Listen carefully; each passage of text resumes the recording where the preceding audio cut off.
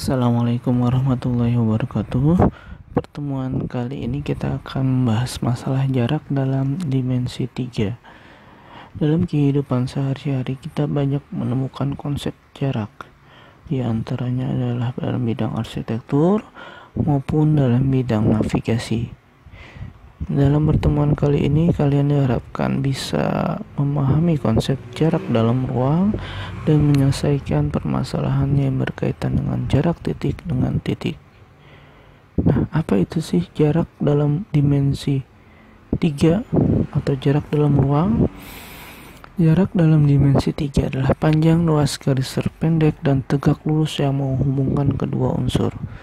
Misalkan ada titik A dan garis BC. Nah, jarak antara A dengan garis BC itu yang mana? Seandainya kita tarik ruas garis dari A ke B atau dari A ke C, nah, ini tidak mewakili adalah unsur dalam jarak, yaitu harus tegak lurus. Sehingga kita harus membuat garis yang tegak lurus dari titik A ke garis BC.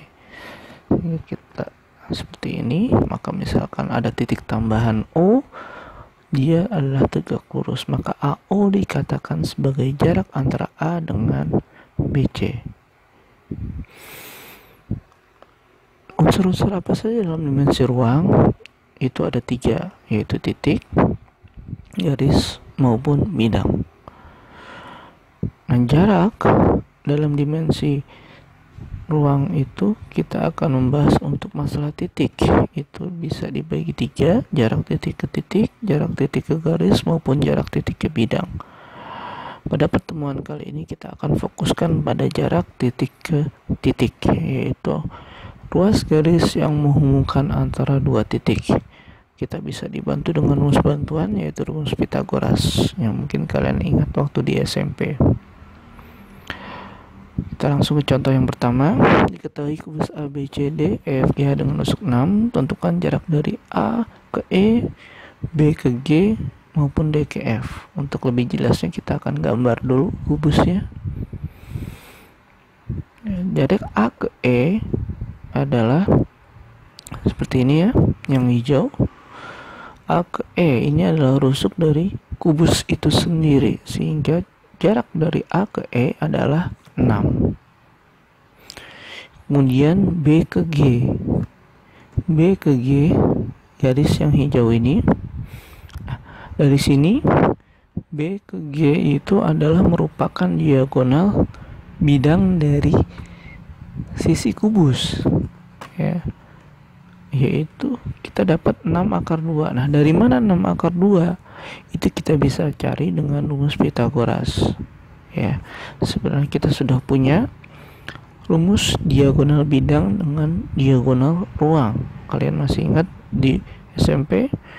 Untuk diagonal bidang itu adalah 6 akar 2, dan untuk diagonal ruang itu tinggal ditambahkan akar 3, sehingga D ke F itu adalah diagonal ruang, itu tinggal kamu tambahkan 6 akar 3. Sehingga kesimpulannya kalau rumus kubusnya adalah A, diagonal bidang itu tinggal ditambah akar 2, dan diagonal ruang adalah tinggal ditambah akar 3.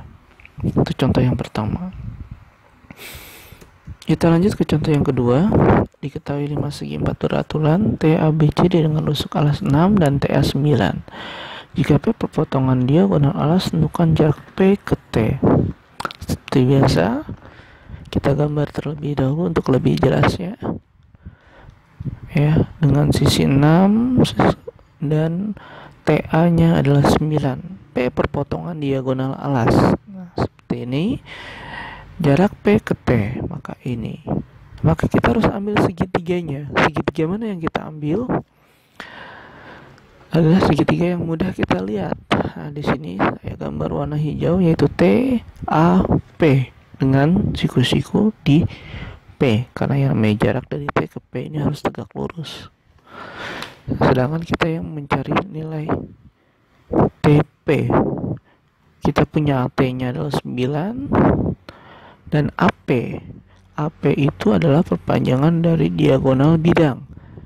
Ketika diagonal 6, maka diagonal bidangnya adalah 6 akar 2. Karena di sini tengah-tengahnya, maka menjadi 3 akar 2. setengah dari diagonal bidang. Sehingga untuk mencari TP kita bisa memakai formula Pythagoras. Sisi miring kuadrat adalah jumlah dari kedua sisi yang lainnya. Jadi AT kuadrat sama dengan AP kuadrat ditambah PT kuadrat. Jadi ingat yang sendirian adalah yang sisi miring. Ya, AT kuadrat itu 9, AP kuadrat 3 akar 2 ditambah PT kuadrat. 9 pangkat 2 adalah 81. 3 akar 2 pangkat 2 berarti 3 kali 3 itu 9, akar 2 dikali akar 2 jadi 9 dikali 2 hasilnya adalah 18. Sehingga kita dapat PT kuadrat adalah 81 dikurang 18 yaitu 63. 63 kita rubah menjadi 9 dikali 7, sehingga kita tarik akar 9 adalah 3, hasilnya adalah 3 akar 7. Demikian untuk pertemuan kali ini.